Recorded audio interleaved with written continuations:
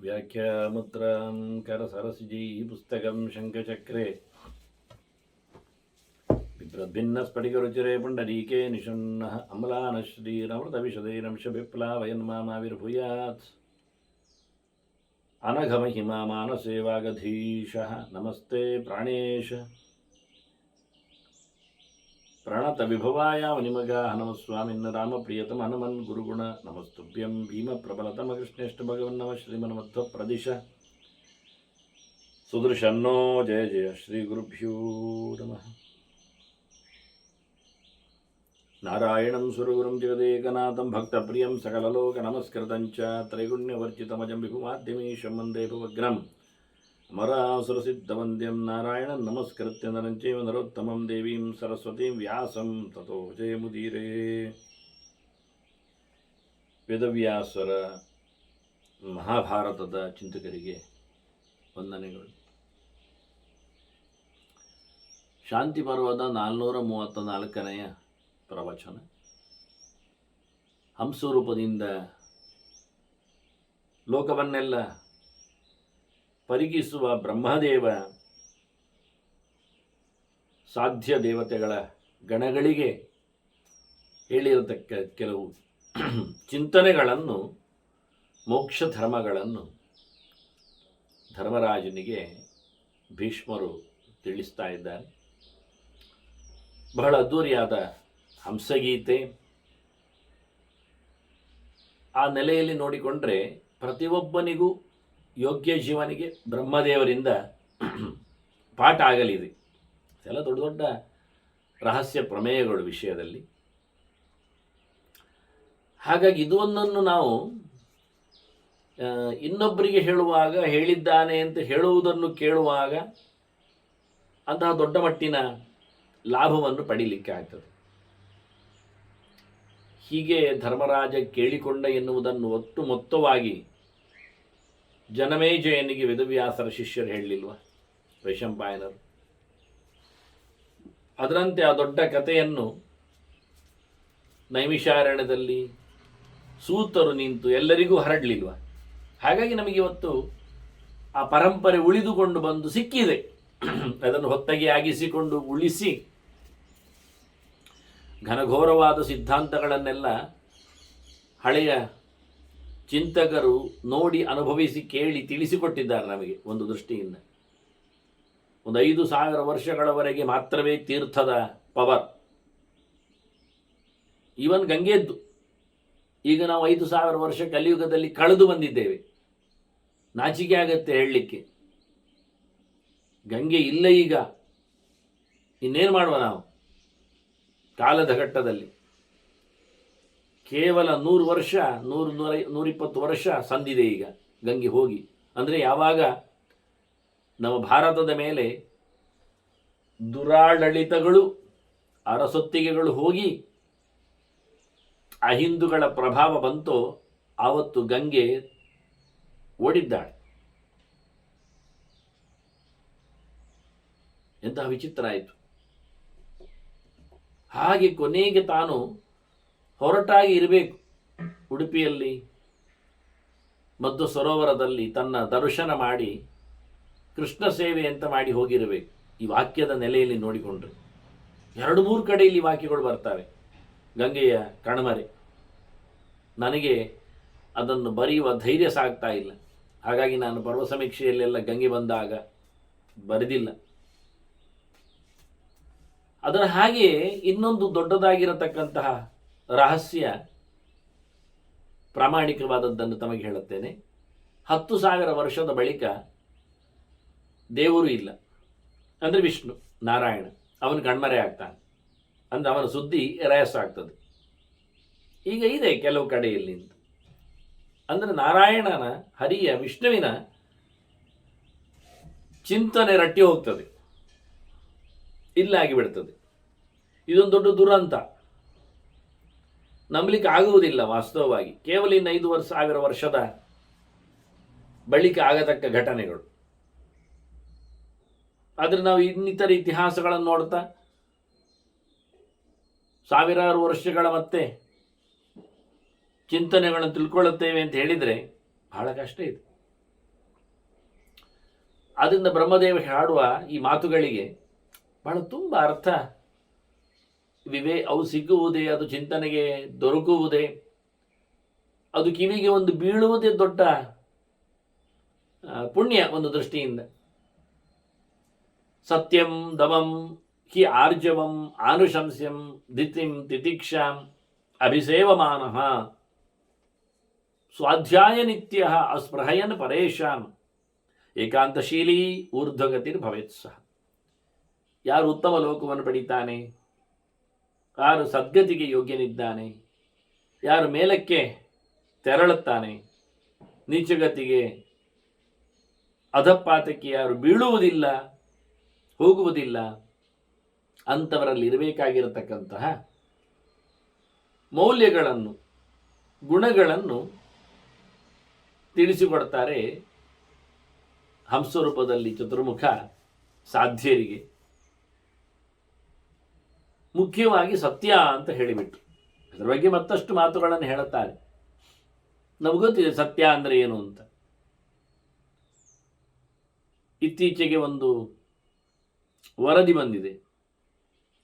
ಮನುಷ್ಯನನ್ನು ಹೊರಗೆ ಹೋಗಲಿಕ್ಕೆ, ಎಲ್ಲರ ಸಂಪರ್ಕವನ್ನು ಕಳಚಿಕೊಳ್ಳಲಿಕ್ಕೆ, ಯಾರ ಹಂಗೂ ಇಲ್ಲದಂತೆ ಅವನು ಪ್ರತ್ಯೇಕವಾಗಿ ಉಳಿದಲಿಕ್ಕೆ ಅವನೊಂದೊಮ್ಮೆ ಆಗಬೇಕು ಅಂತ ಆದರೆ ಏನು ಮಾಡಬೇಕು ಅಂತ ಕೇಳಿದರೆ, ಯಾರದ್ದು ಸೊತ್ತು ಕದಿದು ಇನ್ಯಾರಿಗೋ ಹೊಡೆದು ಎಲ್ಲ ಅಲ್ಲ, ಮತ್ತೆ ಕೇವಲ ಸತ್ಯವನ್ನು ಹೇಳುತ್ತಾನೆ ಅಂತ ಮಾಡಿಕೊಂಡ್ರೆ, ಸತ್ಯವನ್ನು ನಂಬುತ್ತಾ ಇದ್ದಾನೆ, ಸತ್ಯವನ್ನು ಬದುಕಿಸ್ತಾನೆ ಅಂತ ಆಗಿಬಿಟ್ರೆ ಅವನು ಯಾರಿಗೂ ಬೇಡ ಆಗ್ತಾನೆ. ಅವನು ತನ್ನಷ್ಟಕ್ಕೆ ಅವನನ್ನು ಎಲ್ಲರೂ ಹೊರಗೆ ಎತ್ತಿಡ್ತಾನೆ ಅಂತ. ಮನೆ ಮಂದಿ ಆಗಲಿ, ಊರು ಜನ ಆಗಲಿ, ಯಾರೂ ಸಹ ಅವನ ಹತ್ತಿರ ಮತ್ತೆ ಬರುವುದಿಲ್ಲ, ಅವನ ಹತ್ತಿರ ಇರಿಸುವುದೂ ಇಲ್ಲ. ಆದ್ದರಿಂದ ಇಲ್ಲಿ ಮುಂದಿನ ಗೆರೆ ಅದೇ ಏಕಾಂತಶೀಲಿ ಅಂತ, ಒಬ್ಬನೇ ಆಗಬೇಕು ಅಂತ ಹಂಸರು ಹೇಳುತ್ತಾರೆ. ಆದಷ್ಟು ಒಬ್ಬನೇ ಇರಲಿಕ್ಕೆ ಬೇಕಾದಂತಹ ಅನುಕೂಲಗಳನ್ನು ಮಾಡಿಕೊಳ್ಳುವವನಾಗಿರಬೇಕು, ಅದು ಸಹಜ ಆಗಬೇಕು. ಈಗ ರೋಗಿಯಾದವನನ್ನು ಪ್ರತ್ಯೇಕ ಇಡ್ತಾರೆ, ಹಾಗೆ ಅಲ್ಲ, ಅದು ಅಲ್ಲ. ಹುಚ್ಚನು ಒಬ್ಬನೇ ಇರ್ತಾನೆ, ಅದು ಸಮ ಆಗಲಿಲ್ಲ.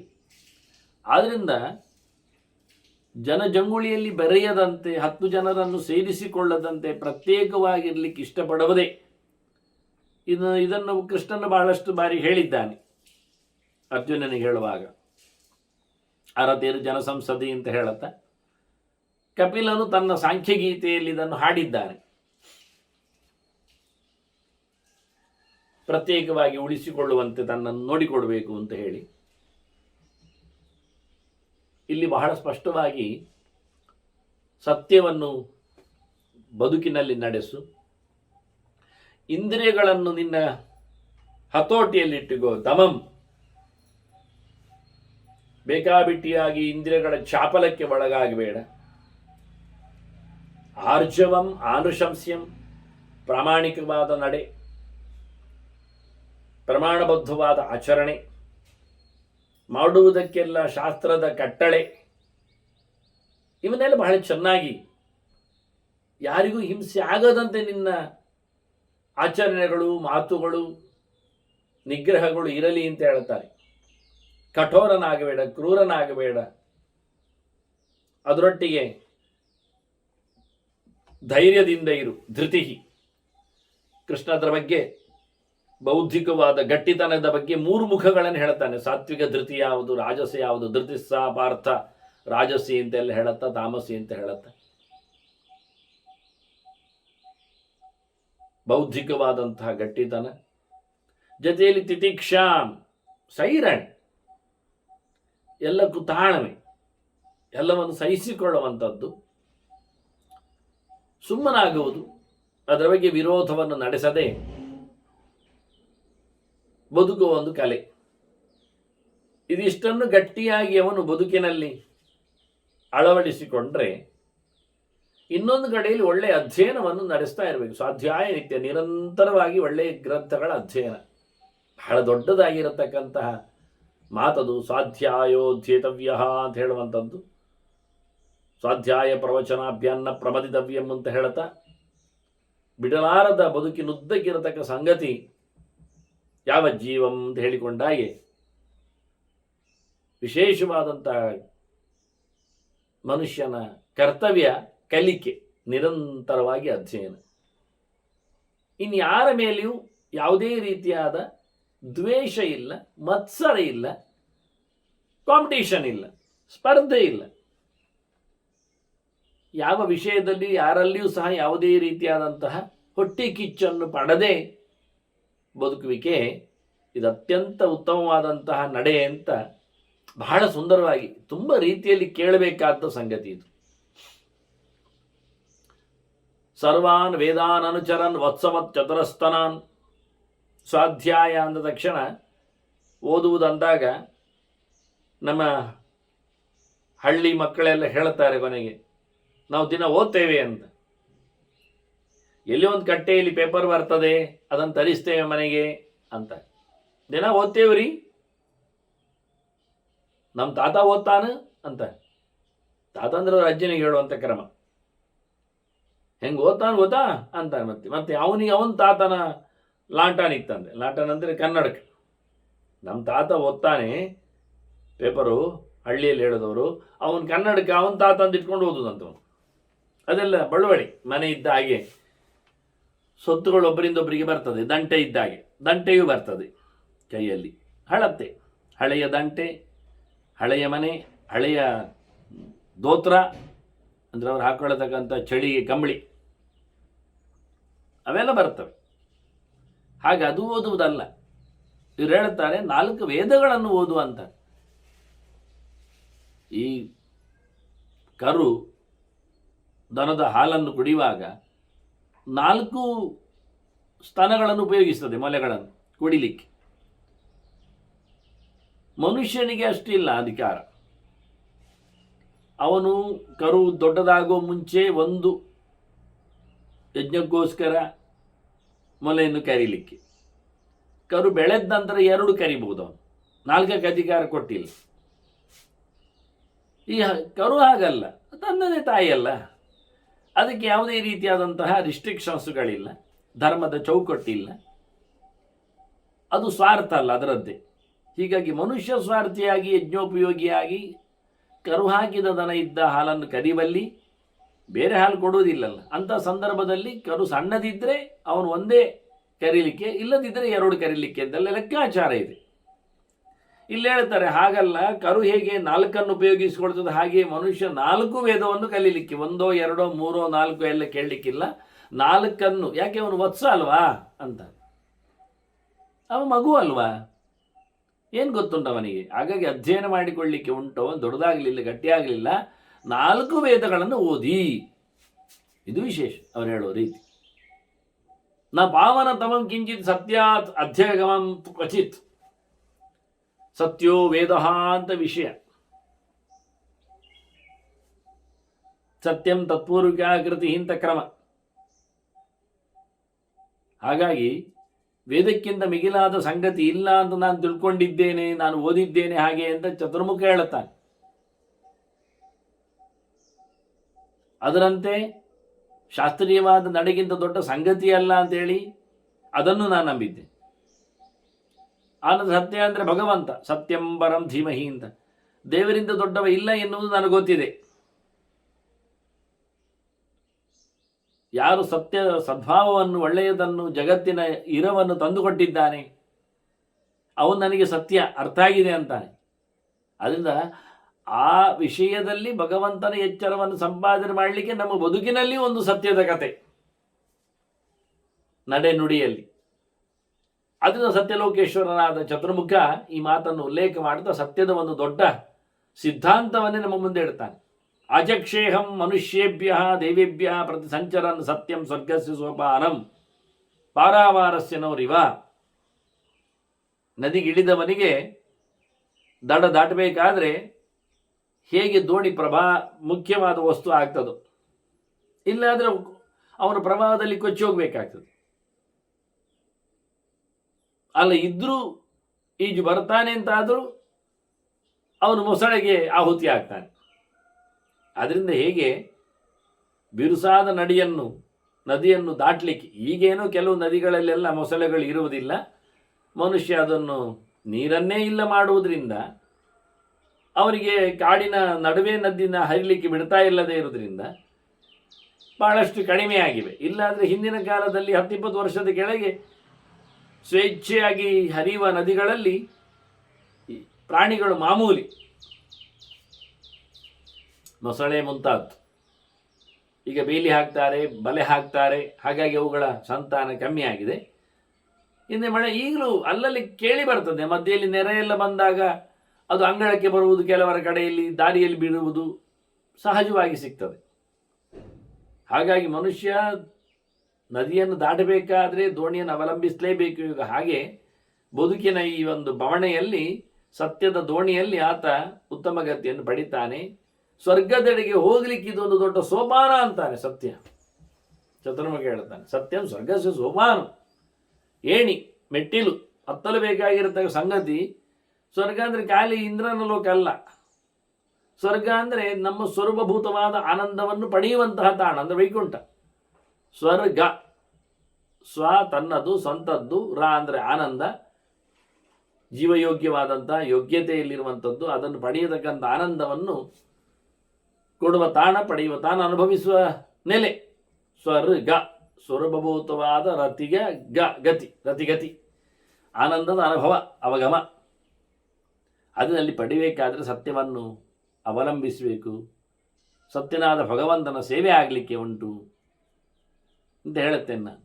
ನಾನು ಊರೆಲ್ಲ ತಿರುಗುವುದು, ನಾನು ಮನುಷ್ಯರಿಗೂ ದೇವತೆಗಳಿಗೂ ಇಬ್ಬರಿಗೂ ನಾನು ಬೋಧನೆ ಕೊಡಲಿಕ್ಕೋಸ್ಕರ ತಿರುಗ್ತಾ ಹೇಳ್ತಾ ಇದ್ದೇನೆ, ನೀವು ಸತ್ಯವಾದಿಗಳಾಗಿ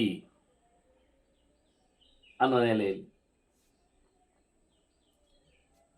ಮತ್ತೆ ಮನುಷ್ಯನ ಸಂಪರ್ಕಕ್ಕೆ ಒಳಗಾದ ಬಳಿಕ ನಾವು ಮನುಷ್ಯರಲ್ಲಿ ಎಲ್ಲವನ್ನು ನಿರೀಕ್ಷೆ ಮಾಡಲಿಕ್ಕೆ ಆಗುವುದಿಲ್ಲ ಅಂತಾನೆ ಚತುರ್ಮುಖ. ಎಲ್ಲ ಮನುಷ್ಯರು ಮೋಕ್ಷಯೋಗ್ಯರಲ್ಲ ಅಂತ ಹೇಳಿದ ತಕ್ಷಣ ಎಲ್ಲ ಮನುಷ್ಯರು ತಮಯೋಗ್ಯರೂ ಅಲ್ಲ. ಹಾಗಾಗಿ ಎಲ್ಲ 3 ಪ್ರಕಾರದ ಜನರು ಮನುಷ್ಯರಿರಲಿಕ್ಕೆ ಹೋಗಿ ನೀವು ಯಾವ ರೀತಿಯಾದ ಸಾಧನೆಯನ್ನು ಮಾಡ್ತೀರೋ ಅಂತಹ ಫಲವನ್ನು ಪಡಿತೀರಿ. ಅದರಲ್ಲೇ ಕೃಷ್ಣ ಗುಣತ್ರಯ ರೂಪದಲ್ಲಿ ಸಿದ್ಧಾಂತಗಳನ್ನು ಹೇಳಿತ್ತು. ದಾನದಲ್ಲಿಯೂ 3 ಮುಖ ಇರುತ್ತದೆ. ಕೆಟ್ಟವರು ಕೊಡ್ತಾರೆ, ಕೆಟ್ಟತನದಲ್ಲಿ ಕೊಡ್ತಾರೆ, ಅದು ಕೆಟ್ಟದನ್ನಿಸ್ತದೆ, ಉಪಕಾರಕ್ಕೆ ಆಗುವುದಿಲ್ಲ ಅಂತ. ಯಾದೃಶೈಹಿ ಸಂವಿದತೆ ಯಾದೃಶಾಂಶ್ಚ ಉಪಸೇವತೆ ಯಾದೃಗಿಚ್ಛೇಚ್ಛ ಭವಿತಂ ತಾದೃಗ್ ಭವತಿ ಪುರುಷ. ಬಹಳ ಸುಂದರವಾದಂತಹ ಒಂದು ನಡೆ ಮನುಷ್ಯನ ಬದುಕು. ಯಾರ ಜತೆಯಲ್ಲಿ ಸೇರ್ತಾನೆ ಆ ಪ್ರಕಾರ ಆಗ್ತಾನೆ. ಯಾದೃಶೈಹಿ ಸಂವಿವದತೆ, ಇದು ಮುಖ್ಯ ವಿಷಯ. ಅದರ ಬಗ್ಗೆ ಮುಂದೆ ಒಂದು ಮಾತು ಸ್ಪಷ್ಟತೆ ಕೇಳುತ್ತಾನೆ. ಎಂಥವರ ಜತೆಯಲ್ಲಿ ಇವನಿಗೆ ಸಂವಾದ ವಿವಾದ ಆಗ್ತದೋ, 2 ಸಂವಿವದತೆ ಅಂತ. ವಾದವನ್ನು ಮಾಡ್ತಾನೆ, ಸಂಪರ್ಕದಲ್ಲಿ ಇರ್ತಾನೆ, ಪಟ್ಟಾಂಗವನ್ನು ನಡೆಸ್ತಾನೆ, ಚರ್ಚೆಯನ್ನು ಮಾಡ್ತಾನೆ, ವಿಚಾರ ವಿನಿಮಯ ಮಾಡ್ತಾನೆ, ಕೇಳಿಕೊಳ್ತಾನೆ, ಕೇಳಿಬಿಡ್ತಾನೆ. ಇದು ಸಂವಾದ, ವಿವಾದ, ವಿರುದ್ಧವಾದ ವಾದ, ಸೈಲೆಂಟ್ ಆಗುವುದು, ವಿಗತವಾದ, ಹಾಗೆ ವಿತಂಡವಾದ, ಇವೆಲ್ಲ ಹೇಗೆ ಉಂಟು ಹಾಗೆ ಆಗ್ತದೆ ರಿಸಲ್ಟ್. ಹಾಗೆ ಮತ್ತೆ ಯಾದೃಶಾಂಶ ಉಪಸೇವತೆ, ಎಂಥವರನ್ನು ಹತ್ತಿರ ಮಾಡ್ತಾನೆ, ಎಂಥವರ ಬಳಿಗೆ ತಾನು ಸೇರ್ತಾನೆ, ಎಂಥವರ ಸೇವೆಯನ್ನು ಸರ್ವಿಸನ್ನು ತಾನು ಕೊಡ್ತಾನೆ, ಅದರ ಮೇಲೆ ಡಿಪೆಂಡ್ಸ್. ಕೆಟ್ಟವರ ಜೊತೆಯಲ್ಲಿದ್ದರೆ ಕೆಟ್ಟವನಾಗ್ತಾನೆ, ಒಳ್ಳೆಯವರ ಉಪಸತ್ತಿ ಮಾಡಿದರೆ ಒಳ್ಳೆಯದಾಗ್ತದೆ. ಮತ್ತು ಏನಾಗಬೇಕು ಅಂತ ಇಷ್ಟಪಡ್ತಾನೆ ಅದಾಗ್ತಾನೆ. ಯಾವ್ದ್ರಿಗೆ ಇಚ್ಛೆಚ್ಛ ಭವಿತಂ ತಾದೃಗ್ ಭವತಿ ಪುರುಷ. ಎಂತ ಆಗ್ಬೇಕು ನಿನಗೆ? ಯಾರು ಕೇಳಿದಾಗ ಹೇಳ್ತಾರೆ ನಾನು ವಿಲನ್ ಪೊಲೀಸ್ ಅಂತೆ. ನೋಡಿ, ಪೊಲೀಸಲ್ಲಿ ವಿಲನ್ ಆಗಬೇಕು.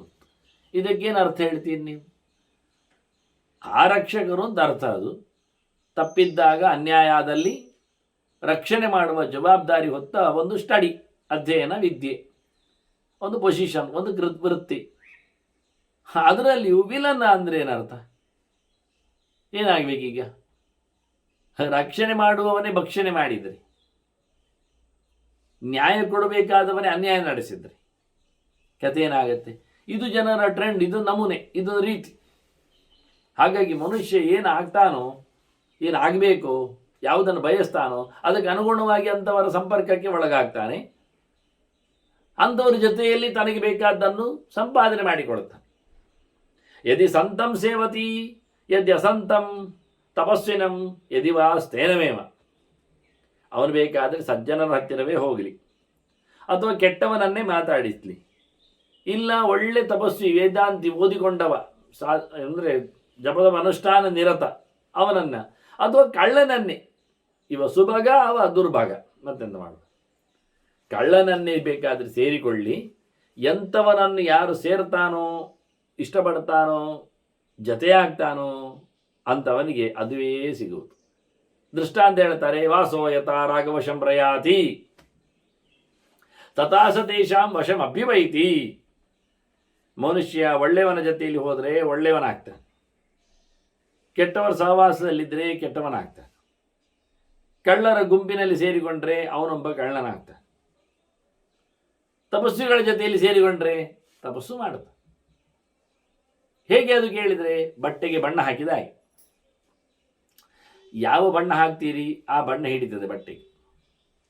ಕಪ್ಪ ಹಾಕ್ತೀರಾ ಬಟ್ಟೆ ಕಪ್ಪ ಆಗ್ತದೆ, ಕೆಂಪು ಮಾಡ್ತೀರಾ ಕೆಂಪು ಆಗ್ತದೆ, ಎಲ್ಲಿಯೂ ಹಳದಿಯಲ್ಲಿ ಹೋಗಿ ಕೂತ್ಕೊಳ್ತೀರಾ ಬಟ್ಟೆ ಹಳದಿ ಆಗ್ತದೆ. ಹಾಗಾಗಿ ರಾಗ ಅಂದರೆ ಇಚ್ಛೆ ಅಂತ ಅರ್ಥ ಒಂದುಂಟು, ಬಣ್ಣ ಇದ್ದಾಗೆ ಅನುರಾಗ.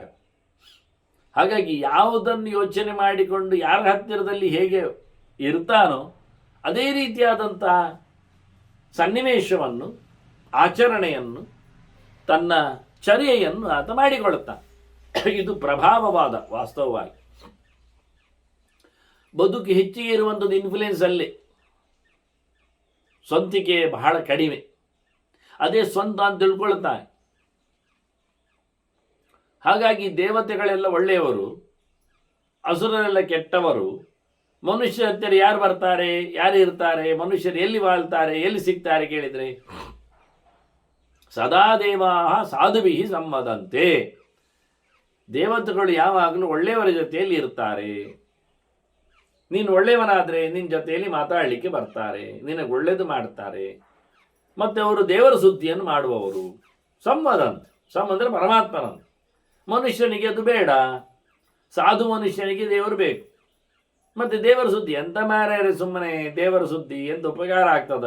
ದೇವರು ಬರ್ತಾರ, ನಮಗೇನು ಇಲ್ಲಿ ಮದ್ದು ಕೊಡ್ತಾರ, ನಮಗೇನು ದುಡ್ಡು ಕೊಡ್ತಾರ? ಅವ್ರು ಹೇಳುದು, ನಾವು ದುಡಿದ್ರೆ ಉಂಟು ಮಾರ್ಯಾರೆ, ನಾವು ಕಾಯಿಲೆಗೆ ಆಸ್ಪತ್ರೆಗೆ ಓಡಿದ್ರೆ ಬರ್ತದೆ ಆರೋಗ್ಯ. ಅವನು ಹೇಳುದು, ನಂಬುವುದಿಲ್ಲ, ದೇವರನ್ನು ಕೇಳುವುದಿಲ್ಲ. ಅಂದ ದೇವತೆಗಳು ದೇವರಲ್ಲೇ ದುಂಬಾಲು ಬೀಳುವವರು. ಹಾಗಾಗಿ ಅಂಥವರು ಯಾರಿದ್ದಾರೆ, ಸಾಧುಗಳು, ಅವರ ಜೊತೆಯಲ್ಲೇ ಅವರಿರ್ತಾರೆ. ಆದರೆ ದೇವತೆಗಳು ಸಿಗುವುದೆಲ್ಲಿಗೆ? ಸಾಧುಗಳ ಹತ್ತಿರದಲ್ಲಿ, ಒಳ್ಳೆಯವರ ಜೊತೆಯಲ್ಲಿ. ಯಾಕೆ ಕೇಳಿದರೆ, ಅವರು ದೇವರ ಹತ್ತಿರ ಇರುವುದರಿಂದ. ದೇವತೆಗಳಿಗೆ ದೇವರು ಬೇಕು, ದೇವರ ನಂಬುವವರು ಬೇಕು. ನಮ್ಮ ಮಾನುಷಂ ವಿಷಯಂ ಯಾತಿ ದ್ರಷ್ಟಂ. ಅವರು ಮನುಷ್ಯನಲ್ಲಿಗೆ ಬರುವುದೇ ಇಲ್ಲ ದೇವತೆಗಳು. ಅದಕ್ಕೆ ಹೇಳಿದ್ದು ನೋಡಲಿಕ್ಕೆ ಅಂತ. ಮನುಷ್ಯನ ನೋಡ್ಲಿಕ್ಕೆ ಬರುವುದಿಲ್ಲ ಅಂದರೆ ಮನುಷ್ಯರಲ್ಲಿ ದೇವರು ಇಲ್ಲ. ಸಾಧುಗಳಲ್ಲಿ ದೇವರು ಸಿಗ್ತಾನೆ, ನೋಡಲಿಕ್ಕೆ ಆಗ್ತದೆ, ಮಾತಾಡಲಿಕ್ಕೆ ಬರ್ತದೆ. ಇದು ಕ್ರಮ. ಯಾವುದು ಯಾವತ್ತು ಒಂದೇ ರೀತಿ ಇರುವುದಿಲ್ಲ ಹೇಳಲಿಕ್ಕೋಸ್ಕರವೇ ಉಲ್ಲೇಖ ಮಾಡ್ತಾನೆ ಅವನು. ಎರಡು ದೃಷ್ಟಾಂತ ಹೇಳ್ತಾನೆ. ನೇಂದುಹು ಸಮಸ್ಯಾತ್ ಅಸಮೋಪಿ ವಾಯು. ನೋಡು, ಚಂದ್ರ ಸಮ ಇದ್ದಾನ? ಇಲ್ಲ. ಅವನಿಗೆ ಕಲೆಗಳು ಕ್ಷೀಣ ಆಗ್ತಾ ಇರ್ತವೆ, ಅಲ್ಲಿಗೆ ಮುಗಿಲಿಲ್ಲ, ಕಲೆಗಳು ವೃದ್ಧಿ ಆಗ್ತಾನೂ ಇರ್ತದೆ. ಹಾಗೆ ಮನುಷ್ಯ ಕೆಟ್ಟವರ ಜೊತೆಯಲ್ಲಿ ಸೇರಿಕೊಂಡ್ರೆ ಕಳ್ಕೊಳ್ಳುತ್ತಾನೆ, ಒಳ್ಳೆಯವರ ಜೊತೆಯಲ್ಲಿ ಸೇರಿಕೊಂಡ್ರೆ ಬೆಳೀತಾನೆ. ಅಂದರೆ ದೇವತೆಗಳು ಒಳ್ಳೆಯವರ ಜೊತೆಯಲ್ಲಿಗೆ ಬಂದು ಸೇರುತ್ತಾರೆ, ಕೆಟ್ಟವರ ಜೊತೆಯಲ್ಲಿ ಇರುವುದಿಲ್ಲ, ಬಿಟ್ಟು ಹೋಗ್ತಾರೆ. ಅದರಂತೆ ಕೆಟ್ಟವರ ಜೊತೆಯಲ್ಲಿ ಅಸುರರು ಬಂದು ಸೇರುತ್ತಾರೆ, ಒಳ್ಳೆಯವರ ಜೊತೆಯಲ್ಲಿ ಅವರಲ್ಲಿಂದ ತಪ್ಪಿ ಹೋಗ್ತಾರೆ. ಒಳ್ಳೆಯದು ಮಾಡ್ತಾ ಮಾಡ್ತಾ ಇದ್ದಾಗೆ ಕೆಟ್ಟ ಅಭಿಮಾನಿಗಳು ಅಲ್ಲಿಂದ ಜಾರುತ್ತಾರೆ. ಹಾಗೆ ಗಾಳಿಯು ಎಲ್ಲಿಂದ ಬಂದಿದೆ ಅದನ್ನು ಹಚ್ಚಿಕೊಳ್ತದೆ. ಪ್ರಭಾವ ಎಷ್ಟು ಜೋರಾಗ್ತದೆ ಹೇಳಿದರೆ, ಶುದ್ಧವಾದ ಗಾಳಿಯನ್ನು ನಾವು ಪಡೀಲಿಕ್ಕೆ ಆಗ್ತಾನೇ ಇಲ್ಲ. ಅದು ಕೆಟ್ಟದಾದ ವಾತಾವರಣದಿಂದಲೇ ಎದ್ದು ಬರುವಂಥದ್ದು. ವಾಯುವಿಗೆ ನಿಜವಾಗಿ ಅಂತ ಸಂಪರ್ಕದ ವ್ಯವಸ್ಥೆ ಇಲ್ಲ. ಆದರೂ ಗಾಳಿ ಹೊತ್ತುಕೊಳ್ಳೋದು ಉಪಾಯ ಇಲ್ಲ. ಪ್ರಭಾವ ಅಂದ್ರೆ ಅಷ್ಟು ಜೋರು. ತೋಟದ ಗಾಳಿ ಆದರೆ ಹೂವಿನ ಪರಿಮಳವನ್ನು ಹೊತ್ತು ತರ್ತದೆ. ಮಸಣದ ಗಾಳಿ ಆದರೆ ಹೆಣದ ವಾಸನೆಯನ್ನು ತರಬಹುದು. ಸುಟ್ಟ ವಾಸನೆಯನ್ನು. ಅದೇ ಕರಾವಳಿದ್ದಾದರೆ, ಸಮುದ್ರ ಬದಿದ್ದಾದರೆ ಮೀನಿನ ವಾಸನೆಯನ್ನು ತರ್ತದೆ. ಹಾಗೆ ಬಂಡೆಗೆ ಬಡಿದು ಬಂದಿದ್ದರೆ ಬಿಸಿಯಾದ ಸ್ಪರ್ಶವನ್ನು ಕೊಡುತ್ತದೆ. ಮಳೆ ಬಂದಾಗ ಎದ್ದಿದ್ರೆ ತಂಪು ತಂಪು ತಣ್ಣನೆಯ ಗಾಳಿ ಆಗಿರ್ತದೆ, ನೀರಿನ ಬಸೆಯನ್ನು ತರ್ತದೆ, ಮಾಯಿಶ್ಚರ್ಗಳು ಬರ್ತವೆ. ಹೀಗೆ ಗಾಳಿ ಹೇಗೆ ನಮಗೆ ಸಂಪರ್ಕದಿಂದ ತನ್ನತನವನ್ನು ಕಳ್ಕೊಂಡದ್ದನ್ನು ನಾವು ಗಮನಿಸ್ತೇವೆಯೋ ಹಾಗೆ ಮನುಷ್ಯನು ಹಾಳಾಗ್ತಾನೆ. ಹಾಗಾಗಿ ದೇವತೆಗಳು ಇಂಥ ದುರ್ವ್ಯಸನಗಳಲ್ಲಿ ಕೂಡಿಕೊಂಡವನ ಬಗ್ಗೆ ಅವರು ಬರುವುದಿಲ್ಲ. ಉಚ್ಚಾವಚಂ ವಿಷಯಂ ಯಸ್ಸವೇದ. ಹಾಗಾಗಿ ಮೇಲೆ ಕೆಳಗೆ, ಏರು ಪೇರು, ಹೆಚ್ಚು ಕಡಿಮೆ, ದೊಡ್ಡದು ಸಣ್ಣದು ಎಲ್ಲ ತಿಳ್ಕೊಳ್ಬೇಕಾಗ್ತದೆ. ಯಾವುದರಿಂದ ಉತ್ತಮ ಗತಿ ಆಗ್ತದೆ, ಯಾವುದರಿಂದ ನೀಚನ ಆಗ್ತೇನೆ, ಯಾವುದನ್ನು ಬಿಡಲಿದೆ, ಯಾವುದನ್ನು ಹಿಡಿಯಲಿದೆ, ಯಾವುದು ಬಂದದ್ದು, ಯಾವುದು ಇರುವಂಥದ್ದು, ಸಹಜವಾದ್ದು ಯಾವುದು, ಪ್ರಭಾವಿತವಾದದ್ದು ಯಾವುದು, ಸ್ವಭಾವ ಎಲ್ಲಿದೆ. ಅದುಷ್ಟಂ ವರ್ತಮಾನೇತು ಹೃದಯಾಂತರ ಪೂರುಷೇ ತೇನೈವ ದೇವಾ ಪ್ರಿಯಂತೆ ಸತಾ ಮಾರ್ಗಸ್ಥಿತೇನವೈ. ಯಾರು ದೋಷ ದೂರನಿದ್ದಾನೆ ಅಂಥವರೆಡೆಗೆ ದೇವತೆಗಳು ಬರ್ತಾರೆ. ಆ ದೋಷ ದೂರರಾಗಲಿಕ್ಕೆ ಕಾರಣ ಏನು ಕೇಳಿದರೆ, ದೋಷ ದೂರ ಮಾಡಿಕೊಳ್ಳುವ ವ್ಯವಸ್ಥೆಗೆ ಕೇಳಿದರೆ ಒಂದು ದೊಡ್ಡ ಸಂಗತಿ ಹೇಳ್ತಾರೆ. ಹೃದಯಾಂತರ ಪೂರುಷೇ ವರ್ತಮಾನೇ ಅದುಷ್ಟಂ. ಮನುಷ್ಯ ಶುದ್ಧನಾಗಬೇಕಾದ್ರೆ ಹೃದಯದೊಳಗಿರತಕ್ಕ ಭಗವಂತನಲ್ಲಿ ಆತ ನೆಲೆಗೊಳ್ಳಬೇಕು. ಹೃದಯಾಂತರ ಪುರುಷೇ, ಹೃದಯದ ಒಳಗೆ ಇರತಕ್ಕಂಥ ಪುರುಷ, ಈ ಪುರದಲ್ಲಿ ಶಯನ ಮಾಡಿದವ, ದೇಹ ಎಂಬ ಪುರದಲ್ಲಿ ನೆಲೆಗೊಂಡವನು, ಎಲ್ಲ ದೇಹಗಳಲ್ಲಿಯೂ ನೆಲೆಗೊಂಡಿರುವವನು, ಪೂರ್ಣವಾದ ಷಡ್ಗುಣ ಸಂಪನ್ನನು, ಎಲ್ಲ ಬಲಾತ್ಮ ಸ್ವರೂಪನಾಗಿ ನಿಂತವನು ಯಾರಿದ್ದಾನೆ ಅವನು ನಿಜವಾಗಿ ನಮಗಿಷ್ಟ ಆದರೆ, ಅವನ ಸೇವೆಯಲ್ಲಿ ನಾವು ನೆಲೆಗೊಂಡು ಅವನ ಚಿಂತನೆಯನ್ನು ನಾವು ನಡೆಸ್ತಾ ಇದ್ದರೆ ನಮ್ಮ ಇಂದ್ರಿಯಗಳು, ನಾವು ದೋಷ ದೂರರಾಗ್ತೇವೆ. ಇದರಿಂದ ದೇವತೆಗಳಿಗೆ ಭಾರಿ ಖುಷಿ ಆಗ್ತದೆ. ಈ ದೇಹ ಇಷ್ಟ ಆಗಿದೆ ಅವರಿಗೆ, ಯಾಕೆ ದೇವರನ್ನು ನೆನೆಯುವ ದೇಹ ಇದು, ಹಾಗಾಗಿ ದೇವರ ಪ್ರತಿಷ್ಠೆ ಇಲ್ಲಿ ಆಗಿದೆ ಹೇಳಿ ಸುತ್ತಮುತ್ತಲು ದೇವತೆಗಳು ಬಂದು ಕೂತ್ಕೊಳ್ತಾರೆ. ತತ್ವಾಭಿಮಾನಿಗಳು, ಅವರಿಗೆ ಇದು ಇಷ್ಟ ಆಗ್ತದೆ. ಇವನು ಒಳ್ಳೆಯವನಿದ್ದಾನೆ ಅಂತ ತಿಳ್ಕೊಳ್ತಾನೆ, ಒಳ್ಳೆಯ ಮಾರ್ಗದಲ್ಲಿದ್ದಾನೆ ಅಂತ ಅರ್ಥ ಆಗುತ್ತೆ ಅವರಿಗೆ. ಹಾಗಾಗಿ ಅವರು ಮತ್ತಷ್ಟು ಅವನಿಗೆ ಕೋಪರೇಟ್ ಮಾಡ್ತಾರೆ.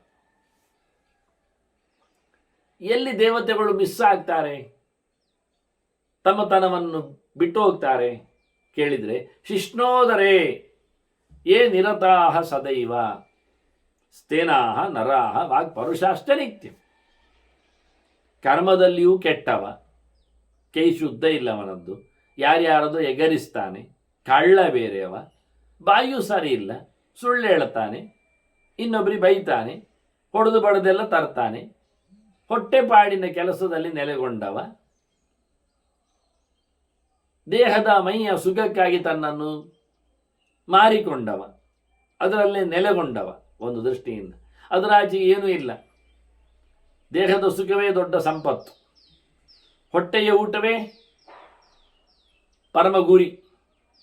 ಅದಕ್ಕೋಸ್ಕರ ಕಳ್ಳತನವೂ ಮಾಡ್ತಾನೆ, ಬಾಯಿಯಲ್ಲೂ ಯಾರನ್ನು ಬೇಕಾದರೂ ಹೀಯಾಳಿಸ್ತಾನೆ, ಬೇಡಿಕೊಂಡಾದರೂ ತರ್ತಾನೆ. ಇಂಥವನಲ್ಲಿ ದೇವತೆಗಳು ಇರುವುದಿಲ್ಲ. ಯಾಕೆಂದರೆ ಇವನು ಧರ್ಮಭ್ರಷ್ಟ ಅಂತ ಅರ್ಥ. ಅಪೇದ ಧರ್ಮಾನ್ ಇತಿ ತಾನ್ ವಿಧಿತ್ವ. ಇವನಿಗೆ ಧರ್ಮ ಗೊತ್ತಿಲ್ಲ, ಇವನು ಸಮ ಇಲ್ಲ, ಇವನು ತನ್ನ ಹೊಟ್ಟೆಪಾಡಿಗೋಸ್ಕರ ಏನನ್ನು ಮಾಡಲಿಕ್ಕೆ ತೆರಳಿದ್ದಾನೆ, ನೀಚನಿದ್ದಾನೆ ಅಂತೇಳಿ ಅವನನ್ನು ತಿಳಿದು ದೂರಾತ್ ದೇವಾಸಂ ಪರಿವರ್ಜಯಂತಿ, ಅವನನ್ನು ಬಹಳ ದೂರದಿಂದಲೇ ಪರಿಪೂರ್ಣವಾಗಿ ತ್ಯಾಗ ಮಾಡಿರ್ತಾರೆ. ನಮೈ ದೇವಾಹ ಹೀನಸತ್ವೇನ ತೋಷ್ಯ. ಸತ್ವ ಗುಣ ಯಾರಲ್ಲಿ ಇಲ್ಲ, ಹೀನ ಸತ್ವರು, ಅವರು ದೇವತೆಗಳನ್ನು ಪ್ಲೀಸ್ ಮಾಡಲಿಕ್ಕೆ ಆಗುವುದಿಲ್ಲ. ಸಾತ್ವಿಕರಲ್ಲದವರು ದೇವತೆಗಳ ಫ್ರೆಂಡ್ಸ್ ಆಗುವುದಿಲ್ಲ. ಸತ್ವ ಅಂದರೆ ಬಲ ಅಂತ ಅರ್ಥ ಇದೆ.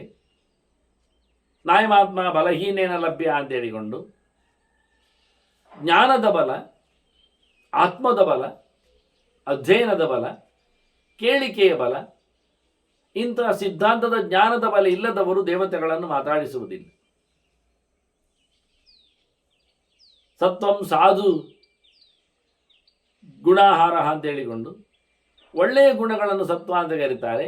ಹಾಗಾಗಿ ಯಾರಲ್ಲಿ ಒಳ್ಳೆಯ ಗುಣಗಳಿಲ್ಲ, ಯಾರು ಕೆಟ್ಟವನೋ ಅಸಜ್ಜನನೋ ಅವನು ದೇವತೆಗಳಿಗೆ ಬೇಡ. ಯಾರು ಸತ್ಯವಂತನಲ್ಲವೋ ಅಂಥವನಿಗೆ ದೇವತೆಗಳು ಸಿಗುವುದಿಲ್ಲ.